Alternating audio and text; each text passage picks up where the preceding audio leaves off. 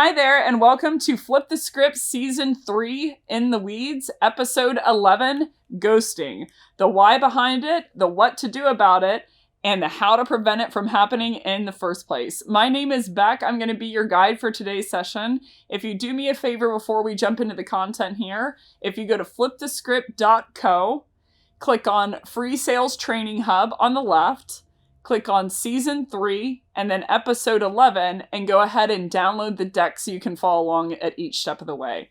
And once you've done that, let's ghost ahead and jump on in. So let's jump in. So this is going to be the agenda for today. We're first going to lead with 7 reasons why prospects ghost in general. Just 7 overarching themes of why they ghost. We're then going to go into attachment theory and the 4 different attachment styles. And these are how people attach to other people in relationships and personal relationships and friendships, and also their work and the impacts of that. Then number 3, we're going to go into the why behind ghosting for each one of these attachment styles. Number 4, we're going to go into mowing the weeds, so to speak. So you'll notice within this season that there are really 3 different segments. Mowing the weeds, meaning what are the high-level techniques that will help you? Uprooting the weeds, meaning what are the things that will kill the weeds at the root? They're a little bit more deep. And then preventing the weeds by longer-term topics of positive growth. So essentially for number 4, we're going to go into 5 surface-level techniques that you can do once someone has ghosted you. Number 5, we're going to go into 6 deeper principle techniques that are something that are deeper themes within ghosting that you can do to essentially get them to respond or to prevent them from happening. And number 6, we're going to go into 6 core principles of how you can prevent people from ghosting you in the first place. So let's jump in. So number 1, I wanted to go into the 7 reasons of why people ghost most often. And these are just overarching themes. Number 1 is they don't want to feel like a bad person when they don't give you what you want and what you need. So this is going to be the most prevalent within ghosting. Is people essentially, they don't want to feel bad. And so by telling you the truth or by opening up to you what's actually going on, they're going to feel like a bad person because the truth, they feel like it's going to hurt you. So it's easier on them to just ghost you, so that they don't have to say the words that are harder, because in the alternative, they would have to say something that was tough and it's harder on them, but easier for you, but they're not thinking about you. So they're like, how can I not feel like a bad person, but I also can't give you what you need and you want? So this is going to be number 1 of why people are going to ghost you in general. Number 2 is you made them feel bad. So something that you said, whether that was that they didn't complete something or you're trying to hold them accountable of like, did you see my last email, is a great example. But you essentially made them feel bad. And so they don't want to interact with you any longer, because you built them into a profile of themselves that isn't positive. So this is going to come into play with anxious attachment style. We're going to get into what that is. But essentially, number 2 is, by and large, that you just made them feel in a non-positive way where they don't associate you with the positive profile of themselves. Number 3, something changed internally, and they don't think that you can handle the truth. So they think that if they were to tell you the truth of what's happening, that you aren't the type of person, based on their experience with you, that could handle this in a very mature way. Number 4, this is kind of in tandem with number 3. They think if they say something to you, if they tell you the truth of what's going on, that you're going to try and counter them.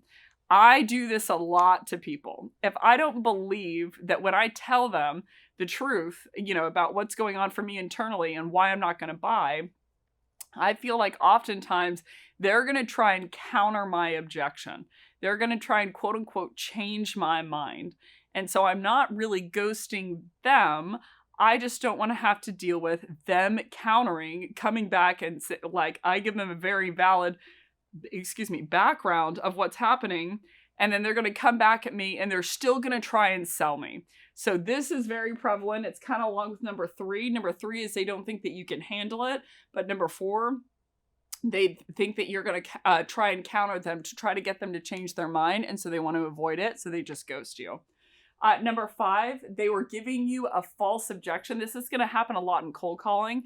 They were giving you a false objection because they didn't want to feel bad and they wanted you to go away. And the false objection was that they would show up.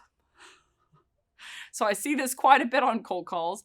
Someone will call, into another person and they say like, if they give them their pitch, the person doesn't really want to be on the call. So they say like, hey, I'm running into a meeting. The rep counters and the rep says, well, when's a better time to call? And the prospect struggles. They're like, and then the rep says back, how's Friday at 9? And you'll hear the prospect overarchingly, in a very positive way, agree. They'll go, yeah, Friday at 9's great. And they aren't agreeing and being positive because they're excited for the call Friday at 9.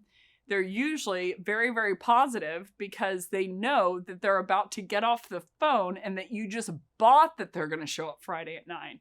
So Friday at 9 will come around and a lot of reps will say like, why are people ghosting me? I'm like, it was a false objection. They agreed to Friday at 9 because they're banking on that they won't pick up Friday at 9 and that they're getting rid of you in the moment whenever they're doing so. So this is going to be the 5th most prevalent reason is when they agree to something. So I'll typically see this a lot for a lot of sellers if they have a buyer persona that's out in the field a lot and very busy, with their hands busy. They're giving you a false objection of saying, yeah, call me back Friday at 9, assuming that they're not going to pick up because they're giving that objection because they feel bad telling you that they don't want to talk, but they inherently don't see the value. So this is going to be the 5th most common reason that they're quote unquote ghosting you is they were never actually agreeing to meet with you to begin with. Number 6, they don't want to feel pressured. And they, because they feel like it might lead in their experience to them making the wrong decision, which is very common with buyers. They don't want buyer's remorse.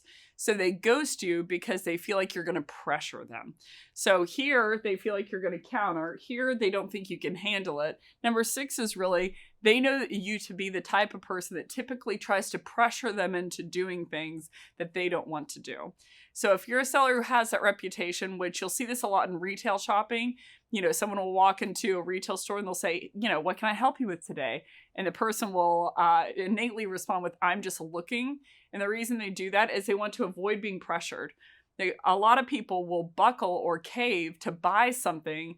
And I've been this person in the past, full disclosure, where I'm like, I bought the thing because I didn't want to let the sales rep down, but I didn't really see the value in the item. This is more transactional sales. This won't happen as you obviously go within B2B, for instance, or hopefully not. But I inherently either have to take the item back or I have to deal with an item that I wasn't that sold on and have buyer's remorse. So both of those realities can lead to someone ghosting you. Like they don't want to feel pressured. They're afraid they're going to make a decision based on you to make you happy that they don't ultimately really want or feel comfortable with. So that they don't feel pressured, they just ghost you.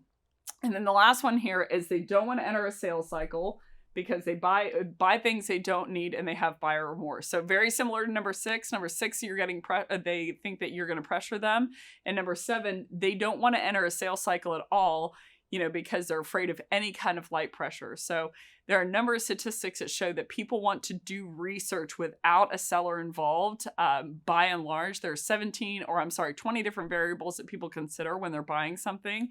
They go peer-to-peer, industry influencers, they read all kinds of reviews, even if the reviews aren't that high quality and they don't know who the person is that's writing them, they're very valuable because it gives them a testing point, because they don't want to interact with a seller. So I think of this of what I'd call Fisherman's Wharf syndrome. So I live in San Francisco and one of the very touristy areas is called Fisherman's Wharf. It's actually, oddly enough, one of my favorite areas of the city. And a lot of times there'll be street performers within Fisherman's Wharf. There'll be someone that's, pretending to be someone that's, like a robot, or they'll be doing street dancing skits, etc. And what you'll see is a lot of people who want to watch, but they don't want to slow down or look the person dead on. So they'll kind of be like peering out of the side of their eye as they're walking. And the reason they're typically doing that, or at least why I've done that in the past, is I want to see what's going on, but I don't want to slow down because I'm afraid they're going to call me out or I'm afraid that the expectation is that I should give them money. So very similar to this in number 7 is people don't want to enter a sales cycle because they don't want to let you down. And they don't want to feel like a bad person whenever they don't give you money. So this is going to be number 7. They don't want to have buyer's remorse. They don't want to buy things they don't need. So they just ghost you in the middle of the process instead. So next I want to go into attachment theory, the 4 different attachment styles, and what are the implications on ghosting. So first, what is attachment theory?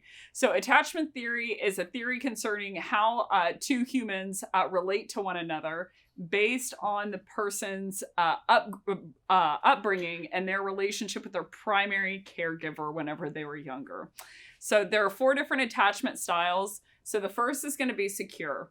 And a secure attachment style is going to be 56% of the population. And what this means is they're going to positively approach a task and they're going to try to achieve it or master it. But essentially, they're okay emotionally if they fail at it. So this is going to be 56% of the population, and how in terms of time investment, how they are geared is if you invest a certain amount of time in the secure attachment, securely attached individual, they are going to match your investment. So again, they're going to try to achieve a task, but if they're not successful in achieving that task, they're okay if they fail at it. They'll learn from it and they will move on. An avoidant attachment style is someone who is going to essentially avoid any kind of proximity from someone trying to intertwine with them at work, someone trying to intertwine with them friendship-wise, and essentially they're going to underinvest where someone's going to overinvest. So they love independence. They like to be self-sufficient.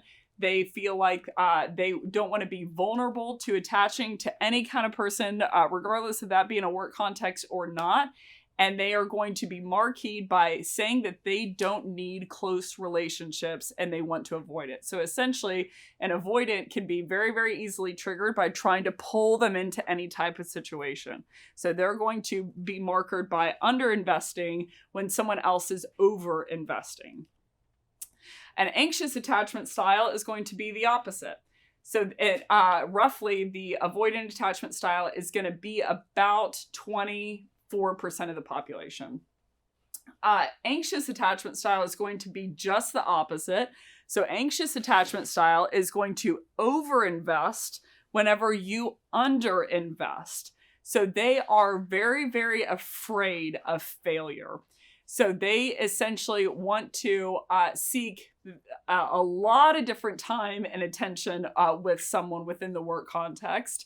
And they are also scared of any kind of attachment with the person. So how they typically, quote unquote, scare them away is they overinvest in terms of time, in terms of quality, in terms of emotional investment, etc. And again, this is going to be in a work context. This is going to be in a personal context, and they can't take negative feedback very, very well. So in the avoidant attachment style, they don't like negative feedback either. They don't seem to identify with it. Anxious attachment style, the reason they don't like it is because they want to be perfect so as not to upset you. And then the last type of attachment style, and this is going to be the most rare type of attachment style, is going to be anxious avoidant. So an anxious avoidant is going to be a mixture between anxious and avoidant. They were oftentimes characterized as someone who mischaracterized as or misdiagnosed as someone who had bipolar disorder. So essentially, because they were flipping between the two attachment styles of, in some cases, they were being overwhelming, with the amount that they require. And in some cases, they were being extremely underwhelming with their investment. So this is going to be also known as a fearful avoidant. And they're going to flex between the anxious and avoidant tendencies.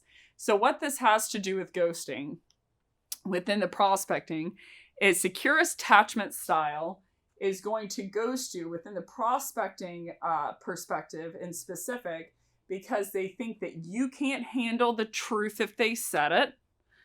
They think you'll try to counter them by selling them even if they do tell you the truth. Or they think of you as a typical sales rep. Or the last one is you haven't delivered enough value or sufficient level of time investment for them to give you the same amount of investment back.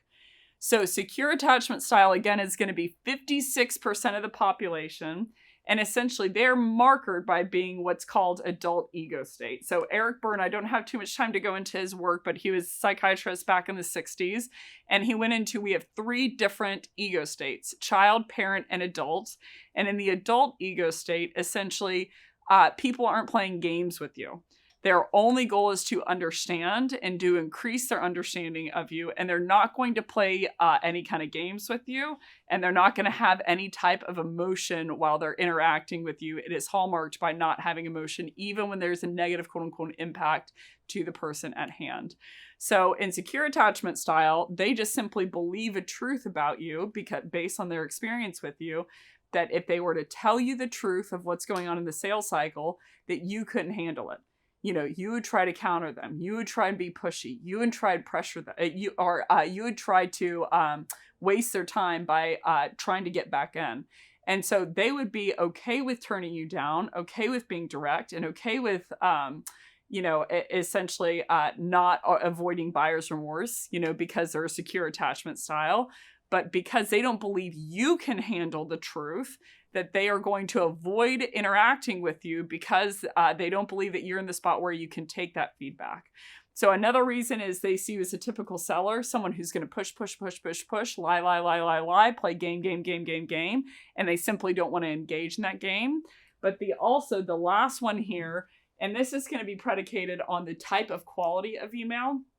Great instance, if you are not personalizing an email, if you don't know the context of someone's company, if you don't know the context of their business, then their attachment style essentially only matches level of investment, right? So if you invested 5 minutes, they will allow themselves to invest 5 minutes back. If you invest 10, it will allow them to invest 10 back. If you choke back to 2, they're going to match that level of investment because they believe that for something to happen effectively, it should be a two-way street. And if it's not, they're okay with it failing. So again, this is going to be the most of our prospects are going to be slightly over half are going to be in the secure attachment style. So if you don't invest by, let's say, prospect research, then they essentially ghost you because they don't think that you put the investment in there. They're not heated about it. They're in adult ego state. They're not emotional about it, but they just simply don't think you can handle the truth, or they don't think that you research them enough to warrant some of their time. The avoidant attachment style, and again, this is going to be 24% of the population roughly. This is someone who is going to underinvest even when you overinvest. So they see themselves as very self-sufficient, that they're very, very independent. They essentially don't need people's help whenever they're doing their work.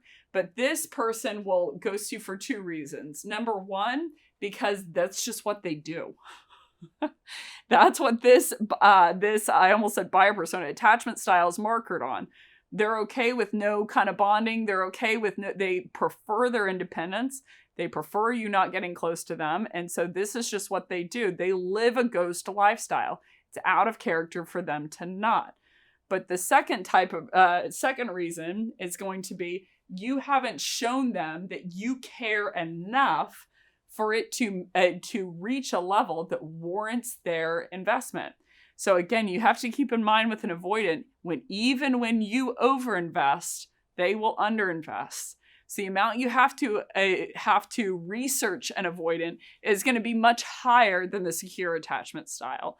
So you'll see a lot of, from what I would guess, avoidants posting on LinkedIn when they say this person didn't research me and they didn't know these 5 facts about me. A secure would be okay with one fact or just knowing something that just happened to their company. An avoidant's going to expect you to have done a lot of different homework, put in a lot of your time, a lot of your research, and even then they'll invest certainly a lower amount than you, but a low amount in general. So if you are getting ghosted from an avoidant attachment style, usually their mantra is going to be like, how dare this person How dare this person not show up to a demo knowing who my company is and what my role is and the 6 different things that I care about? How dare that person, not have done their homework? How dare that person send me a generic email template or not know that these 10 things or these 10 facts about my business? So this is markered by avoidant attachment style. So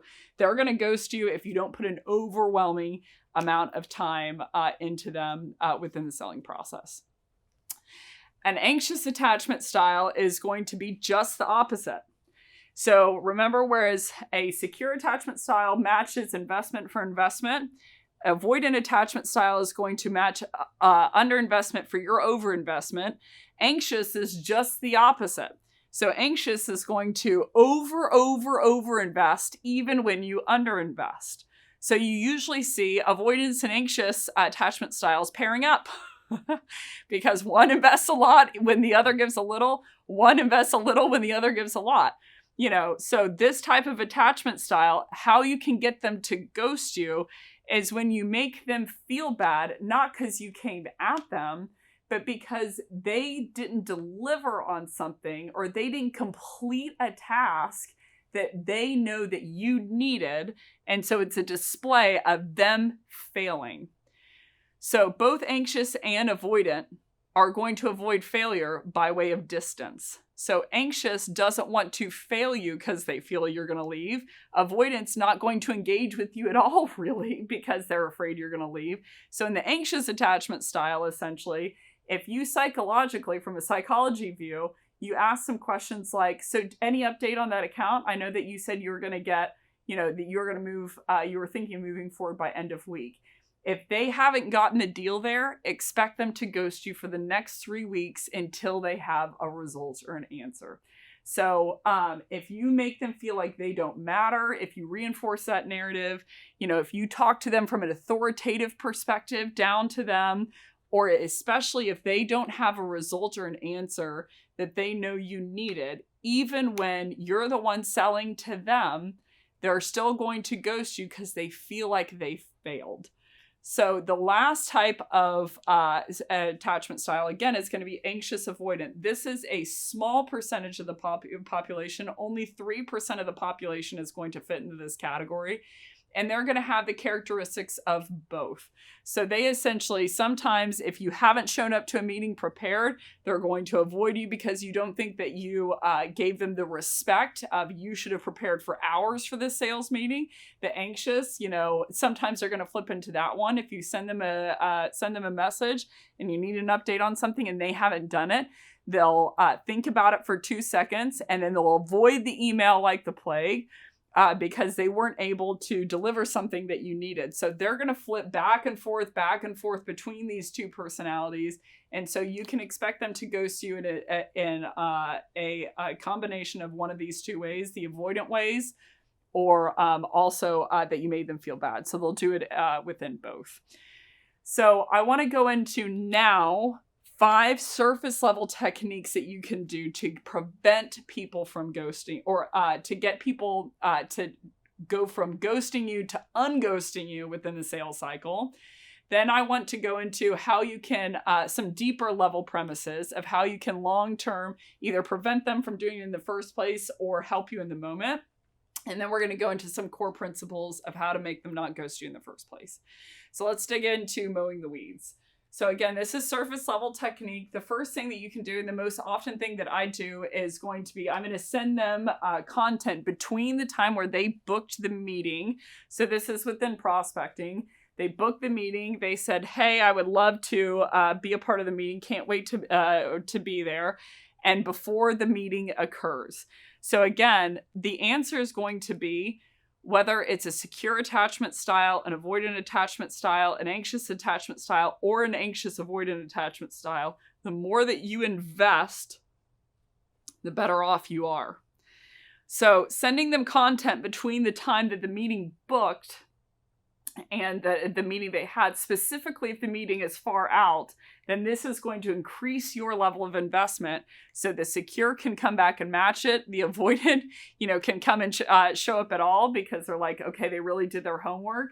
And the anxious wants to invest when you invest.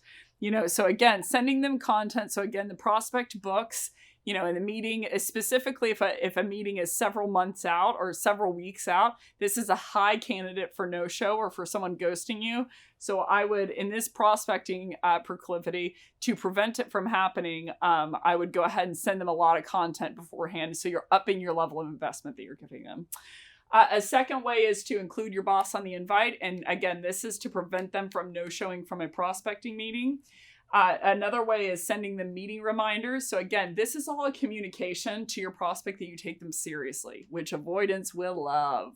So if you include your boss in the invite and say like, hey, I'm, including like some type of social hierarchy, I'm putting some skin in the game here. I'm sending them meeting reminders, reminding them when it's going to happen, sending them content in between. These are going to be 3 great ways to make sure that they see that you're invested in the meeting. So it increases the likelihood or their willingness or ability to invest back by showing up.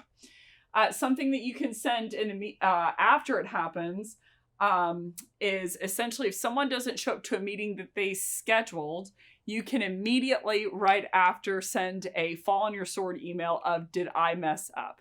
So this works the most effectively if you know what the person, and this sounds bizarre that I even have to say this, but if you know what the person was trying to accomplish or what problems they're running into that they wanted to discuss further in detail before the discovery meeting happened. So if you did this over cold call, then this is a great way that you could ask for some level of narrative behind it. But essentially, if you're doing it over email, then I would just marquee on the problem that they had. But afterwards, if they don't show up to the meeting, if I haven't gotten buy-in specifically from my prospect on the phone, then all I can say is essentially, did I mess up? If I have a reason of what they wanted to cover or what problem they're running into that they wanted to unpack to see if you could solve for, I can say, hey, Keenan, we'll use Keenan from Gap Selling. Hey, Keenan, did I mess up? Or I didn't catch you on the call earlier. Or sorry, I missed you on the call earlier. Wanted to send you a message and see if I messed something up. Last time we talked, I know that you said that you were running into X, Y, and Z, and you wanted to unpack a little bit further, what the impacts are on my that you're currently seeing, and potentially some solvents to alleviate those problems. So I wanted to see if I dropped the ball anywhere. So this is going to increase the likelihood that they'll respond to alleviate you and say like, no, it's not something that you did. But especially if you have the words of the stuff that they wanted to cover, this is going to be specifically effective. And then another way to do it is if someone is ghosting you and you haven't especially heard from them in a couple months, the quickest way to unghost them, which I do every single time, and the efficacy here is unbelievable, is send value to them. Don't send them an email saying, following up on this, any update on this? If you say any update to an anxious, they're going to crumple up into a ball. And if you haven't put time investment, the avoidance is going to say, well, so to speak, piss off. Like you didn't put any real investment here. But if you send over a piece of value and you say, hey, Keenan, just saw this article the other day and thought of you. Specifically, point number 2 on X, Y, and Z was interesting. No need to respond. Just thought you might like this. Or heaven forbid you send Keenan a lead, or you send him over some type of network introduction or some type of community. There's a lot of different pieces of value that you can send, but essentially I would send some type of value to unghost them. So here's an exhaustive list of all the things that really come to mind whenever I'm sending this over. But again, what you're trying to do is you're trying to give them some type of gift. So I see a lot of reps that are sending follow-up email after follow-up email after follow-up email. Instead of investing that time in sending follow-up emails, I would simply transition in my mind to what is the piece of value that I could send over to them in the meantime. So worst case scenario, I just got the reputation of someone who always sends over value. But second of all, this is going to more, again, invest in them and make them more likely to want to reciprocate with at minimum some type of update of what's happening. So this works very, very, very effectively, puts you in a really positive light. So there's a lot of different examples of here what you can do. I've ranked them if you're looking at the deck in terms of where I've seen the most conversion. But a client, a network introduction, client especially, I would think about what is their win as a buyer persona and can I send that over to them? a network introduction to someone that they'd want to talk to, a gift, a non-company related event. So what I mean by that is it cannot be in relation to your company. So I'd say, kind of giving someone like a free discount, for instance, on your offering. It's kind of like saying, like, I'm going to give you a free gift card for buy one, get one free at the Chili's franchise that I own. Like, there's still a win in it for you. So you really want to focus on, how do I give them value that has nothing to do with a win for me or focus or positivity on me, but simply gives them a win. So a community that they can be a part of, an idea of how they could do something, of like, hey, I saw that you were trying to do XYZ, or I know we talked a couple weeks ago and you were trying to do this. Here's an idea or an attached article of how you could do that more effectively. And it doesn't have to be business related. I would prefer that it was. But essentially, you're trying to send over value in terms of you're trying to help them in general. So they're going to come up with a lot of different things in your discovery meetings in specific of things that are business related that are problems that you solve for, things that are business related that aren't problems that you solve for, and then also some personal things. If you have an idea on how to do something that they had just mentioned, the key here is you have to be specific. So again, this is going to come down to how much do you invest? So a lot of times I see with gifts, people will send over something, they'll buy something really, really expensive, but it's not very specific to the person. And where you're really going to get someone to move if it's specific to the person. So I think of my mom a lot whenever this topic comes up. Of all the gifts that she gives me, they vary in terms of level of expense, but it always shows to me that she has thought of me quite a bit because it's something that's very, very unique. So I would say, especially with the idea of how to do something, that it is hallmarked by, this isn't just something with a big price tag, but it's something that I took a long time thinking about them. Obviously whenever this came up in my mind. So I now view this prospect or the salesperson as someone who has me top of mind. Book list, podcast, webinar, an article. But these are definitely scalable: book list, podcast, webinar, and article. But essentially, these are all the types of value that you can add. And it's, again, when I send it over, I say, saw this thing the other day, thought you might like it, no need to respond. Especially point number 2, stood out to me on X, Y, and Z, and bar none. And I asked actually one of my prospects, and this was a very significant enterprise deal that I got the privilege to work with. I asked him afterwards, I was teaching on this in specific, and he said, "Oh snap, you did this to me." And I said, "I did." And I said, "What was your impression in the moment?" He said, "Oh, I thought it was a very high class move." And I said, "Did you know what I really wanted?" He goes, "Of course I did." He knew that I wanted an update. This is a nice way of doing this. It was at a high hallmark time where I was like, they just went into this meeting and I need an update and I haven't heard from him, which is never good. So what you're trying to combat is your prospect's unwillingness or lack of desire to talk back to you. So this is a great way to do that. I now want to go into uprooting the weeds. These are going to be a little deeper in terms of the principle and technique that you're doing. But the first one I would say for uprooting the weeds is I would challenge the meeting set to avoid ghosting if you feel like it's just a blow off. So I know that we went into one of the reasons that why people ghost is essentially it was a false objection when they agreed to the meeting. So they didn't want to feel like a bad person. So they agreed to meeting so you would leave, but they had no intention of showing up to the meeting. So this is going to come down to a qualitative feel and how you challenge it. But a great example of how to do that, if you go to season 3, episode 2, I go in how to counter shallow objections. This is a great way that you can counter this. But essentially, if you feel like someone's just agreeing to a meeting to get you off the phone, there's nothing that a good pattern interrupt and calling that out in the moment, but without emotion, can do to fix it. So if you feel like the person's just agreeing, to get you off the phone, and you're going to feel this in the minute, you're going to know it in the instant. People who say that they don't, I hang out with buddies all the time, and like we can tell with how someone shifts their eyes that we're like, that's the killer. That person doesn't love them, or that person X, Y, and Z. But it's like we shed all of that sales acumen or emotional, EQ whenever we're on the phone. And it's like, when it's very likely a blow off. So I'd very politely, say something like we use in the objection handling technique of like, hey, can I level with you for a second? I would step 2, use the elephant in the room. I've been hearing send me an email a lot recently, and I get the feeling that that's your polite way of saying, go away, you annoying sales rep. Did I get that right? That was the worst pitch I've ever heard. And then I would take them into a prospect pack. So the prospect pack is step 3 of this. It's an agreement between you and your buyer of what's going to happen in the next 30 seconds in terms of the ejection or at the beginning of the discovery call. So how about this? You give me the next 20 seconds, 30 seconds to give you my best dog and pony show on who we are and why I thought we might be a good fit. At the end of that 20 seconds, you can tell me whether it makes sense to continue the conversation from there. Does that sound like a deal?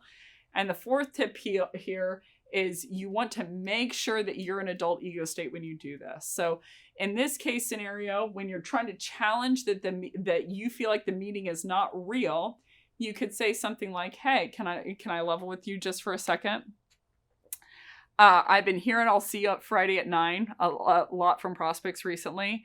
And typically I'm not seeing them actually show up to the meeting. And I'm getting the feeling it's because of how lackluster my value prop is. And this is just your polite way of saying, go away, you annoying sales rep. This was an awful pitch. And I have no intention of showing up Friday at 9 because I never want to see you again. Did I get that right? And usually what you'll hear your prospects come back with, again, they are not going to respond to you and they're going to ghost you if they don't believe that you can handle the truth. If you tell them what you think is going on and you have no emotion behind it, then you are leading with, I'm okay with you telling me the truth, even if it's not to my advantage. So a great example of this is oftentimes you'll hear parents say, Santa Claus is real. He's not, by the way, for anyone watching. Or is he? They'll say Santa Claus is real. And I'll say, why did you tell your kids that? And I'm like, you're lying. But they don't feel like it's lying. They say that he's real because they don't think their kids can handle it if he's not. It's kind of a fun thing to believe whenever you're younger. And so if someone were to approach, if a little kid or someone who is 10 or 11 were to approach their mom and dad and say, hey, can I be real with you? I've been doing the math and I feel like Santa Claus isn't real and that you're actually the one that puts the presents under the tree, but you just wanted to say it was Santa, to make me feel good. Is that right? Again, if it's not hallmarked by bad emotion, what I'm communicating to you at that point is not just that I know that Santa's not real, but I'm communicating to you that I'm okay with it, that I'm mature enough to where I can handle it. So you'll see the parent counter by saying, yeah, he's not real. And they have a normal conversation. So you want to, point 5 here, you want to make them feel comfortable telling you the truth. Your access to the truth predicates how effective you are as a seller or how effective you are as an SDR. So anytime you feel like someone's blowing you off and just saying something in this proclivity, like they're like, yeah, Fridays at 9 is fine. And you'll hear it play out like this on the phone. Hey, can you, I'm running into a meeting. And then the seller or SDR will say, well, when's a better time to call? They'll struggle. They'll go, and then the SDR says back, how's Friday at 9? They offer it up. And the prospect always agrees. They're like, great. High candidate for a no-show. They weren't saying great to the fact that the Friday at 9 meeting is going to happen. They're going to say great because the objection of they were walking into a meeting was not correct. The real objection was they don't want to meet with you. And so you lobbying up how's Friday at 9, they're saying great to the fact that they think that they probably won't be around Friday at 9 and they can discontinue this conversation without feeling like a bad person. So I would challenge if qualitatively you're feeling like it's a meeting that's set that they're not going to show up to, I would counter with saying, can I be real with you? I've been hearing, I'll see you Friday at 9 a lot recently. And I get the feeling it's, because like, X, Y, and Z. I get the feeling it's because it's your polite way of saying, go away, you annoying sales rep. This was the worst pitch I've ever heard in my life. And you actually don't want to meet Friday at 9. You just want to leave me alone, or me to leave you alone. Did I get that right? And again, it's hallmarked by no emotion. So adult ego state is just looking for understanding. There's no negative emotion behind it. So now that we've gone through that, I want to go into the 8 core principles that are much deeper of how you can quote unquote prevent the weeds. So we first went into the kind of the core surface level of what to do when someone ghosts you to prevent ghosting from happening, and also to follow up once it does. We then went into a more deeper technique of how do we call out the adult ego state, what's happening in the room when it's happening, so we can prevent them from scheduling false objection meetings on the spot. These are how you prevent the weeds from coming in long term of people ghosting you. So the first way to prevent someone from ghosting you is don't sell based on pain. People are going to light me up. I can already feel it. Don't sell based on pain exclusively. And hear me out as to why. When a patient walks into a doctor asks a couple of pain-based questions. What's hurting? How long's it been hurting? Where does it hurt? But then they start asking deeper questions because they want to understand not only what's hurting, but what's causing the pain? What's causing the symptom? So the traditional school of thought in the past was we should sell based on pain. I should ask them how long the pain has occurred. What's the impact of that pain? Oh, my arm hurts. How long's it been hurting? 3 weeks. What is the impact of that pain? Oh, well, I can't pick up my kid whenever I go home. What is that leading to? Oh, there's emotional distance. And usually the goal of this type of sale is to make them feel like the pain is more egregious in the moment, and to some degree, and I'm being respectful here, emotionally manipulate them into feeling like they need the medication more. So let's put aside the morality there for a second, which is going to be hard for me to do. If you sell based on pain, then they might feel more revved up in the moment based on how you made them feel, but they'll get off the call and their logic will kick in. Okay, the pain wasn't that bad. You had them on a momentary glance. But the real way to drive buy-in is to sell based on problem. So I'm not going to go into it within this episode, but if you check out episodes 1, 3, and 9 within this season, I go much deeper on this topic according to Keenan and Gap Selling. But essentially, pain-based selling, everyone wants to go for a run after they watch Rocky. They're all jazzed up in the moment and they're like, I want to be the next boxer, and they'll go for a run. Or everyone wants to show up to the gym to lose that 5 pounds January 1st. Their motivation's high. They're emotionally in the moment. But as you see February, March, April, May, or as the image and the idea of the movie of Rocky fades, you'll see people with less buy-in because you are getting them on an emotional thing that was prevalent in the moment. So how this can cause ghosting is essentially they realize after they jumped off the phone that there really wasn't that deep of a problem that they were trying to solve. It was just a pain.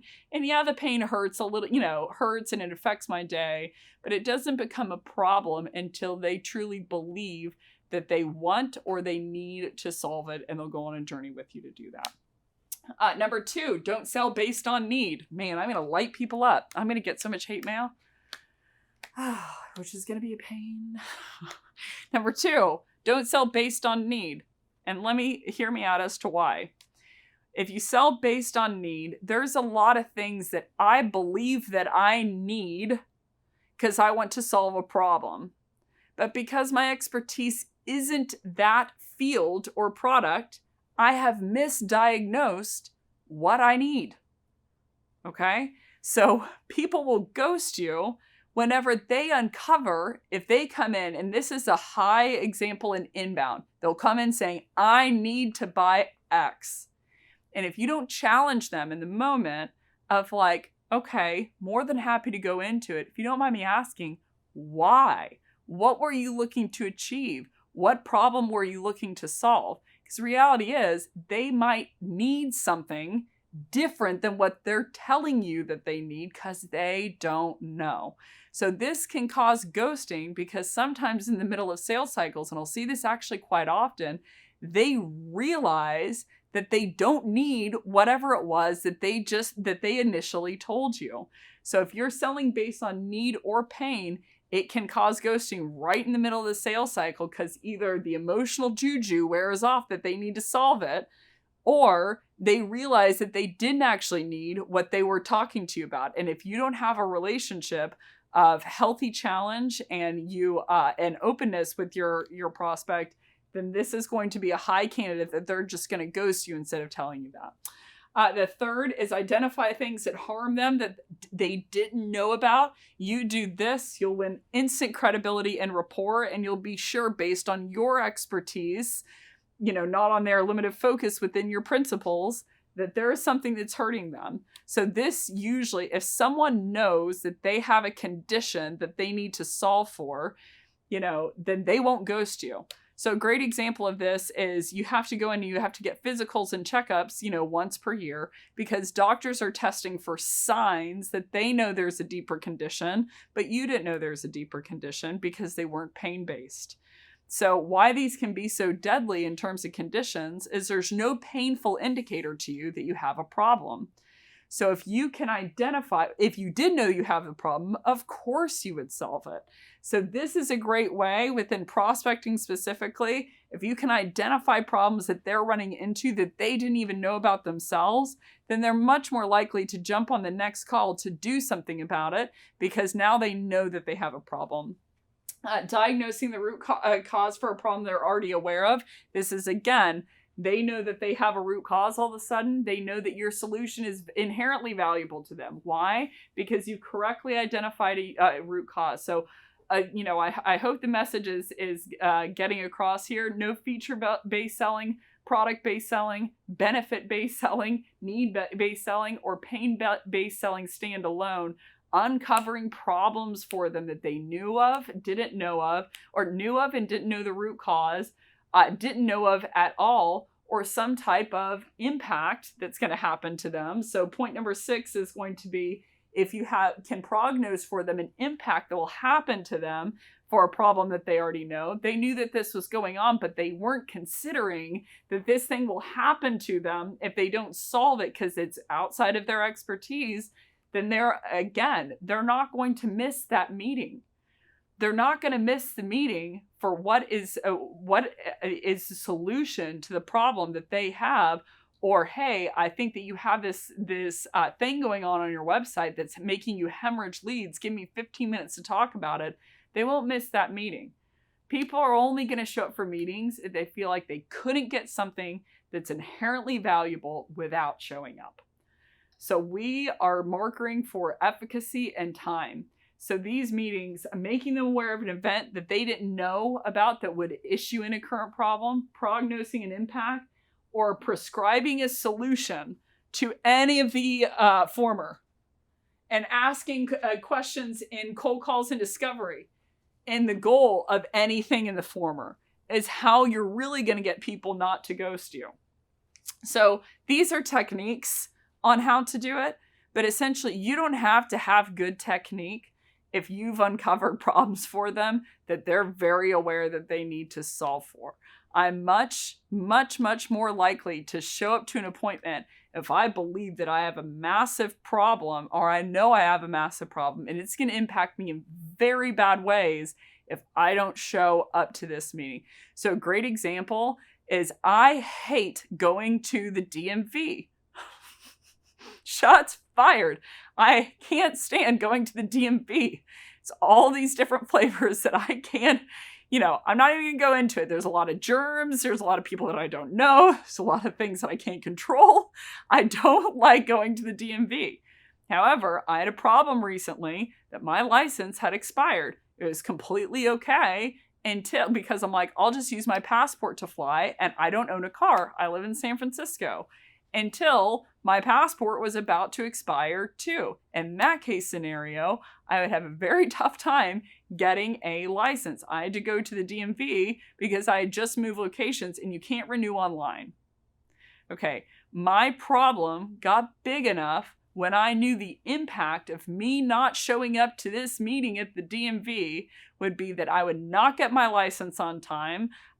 My passport would expire and I would have no current identity and I would have no ability to fly when I had an SKO right around the corner. So I would miss a massive, very, very important in-person meeting because I didn't show up to the meeting with the DMV. Guess who was at that meeting with the DMV? Me. Why? Even if I didn't want to go, I knew that the impact of me not going was severely negative. So the way to really make people not ghost you, regardless of attachment style, is have such a deep problem that you know they're running into, or you know the root cause or an impact, or you can prescribe a solution based on all of that knowledge, is they're going to show up for that prescription when they believe that they couldn't get that level of specific prescription without you. So this is the way, again, very based on the work of Keenan and Gap Selling. I would pick up a copy of his book if you have not read it, but how you can prevent ghosting long-term, even if you are hitting all the wrong terms in terms of psychology, that you have invested the work and the time to know what problem they're running into, even if they didn't, and that you are the keys to them solving it so that they want to jump on the first meeting to see what that solution is. So in summary, I know that ghosting isn't fun. I know that a lot of people do it, including myself. And so the ways that you can counteract it from a high level by mowing the weeds, by uprooting the weeds, but really preventing the weeds is where you're going to really get that drive that buy-in to where people jump on the next meeting and they want to jump on the next meeting because they know they're going to be at a better place because of their interaction with you. So I hope that this was helpful. I hope that we covered enough surface level techniques and different core principles, but that unpacks why people are going to ghost you and how you can prevent it in the future from happening. So that is everything. Thanks so much for watching. If you like this session, you want to see more just like this, if you go to flipthescript.co, and we have a bunch of different sessions on everything and anything sales. And if you really like this session, you want to see some daily clips and updates, if you go to Flip the Script on LinkedIn and go ahead and give us a follow, and we have a bunch of different updates several times a week. But either way, thank you for watching, and I hope you have a great rest of your day.